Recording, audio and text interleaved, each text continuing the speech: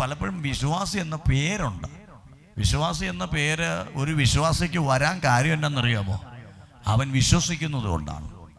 വിശ്വാസമില്ലാത്തതിനെ നമ്മൾ എൻ്റെ പേരിട്ട് വിളിക്കണം. വിശ്വാസിയൊന്നും വിളിക്കാൻ പറ്റത്തില്ല. യേശു ആ പേര് പഠിപ്പിച്ചിട്ടുണ്ട്. വിശ്വാസമില്ലെങ്കിൽ അവിശ്വാസി. കരങ്ങളെ ഉയർത്തി ഹല്ലേലൂയ.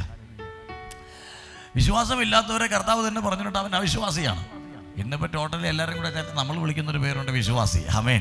വിശ്വാസം ഉണ്ടോ ഇല്ലയോ എന്ന് നോക്കിയിട്ടല്ല വിളിക്കുന്നത്. പിന്നെ കോമൺലി നമ്മളങ്ങ് പേര് വിളിക്കുക, അതിലൊരു വിശ്വാസി. ആമേൻ. കർത്താവ് പറഞ്ഞു വിശ്വാസിയാണെങ്കിൽ ഈ പ്രശ്നങ്ങളുടെ ഇടയിൽ നീ സുഖമായിട്ട് കണ്ണടച്ച് കിടന്നുറങ്ങി അങ്ങ് പോകും. ആമേൻ. തടസ്സങ്ങളെല്ലാം ഇങ്ങനെ വന്നുകൊണ്ടിരിക്കുമ്പോൾ യേശു പടകിൽ കിടന്നുറങ്ങുക. അപ്പോൾ 12 പേരും കരയുന്നു, ഒരാൾ ഉറങ്ങുന്നു. അപ്പോൾ എന്തുകൊണ്ട് ഇങ്ങനെ സംഭവിക്കുന്നു? ഉത്തരം ആ വായിച്ച വാക്യത്തിനകത്ത് തന്നെ ഉണ്ട്. ഞാനത് എടുത്ത് പറയുമ്പോഴേ നിങ്ങൾക്ക് മനസ്സിലാക്കത്തുള്ളൂ.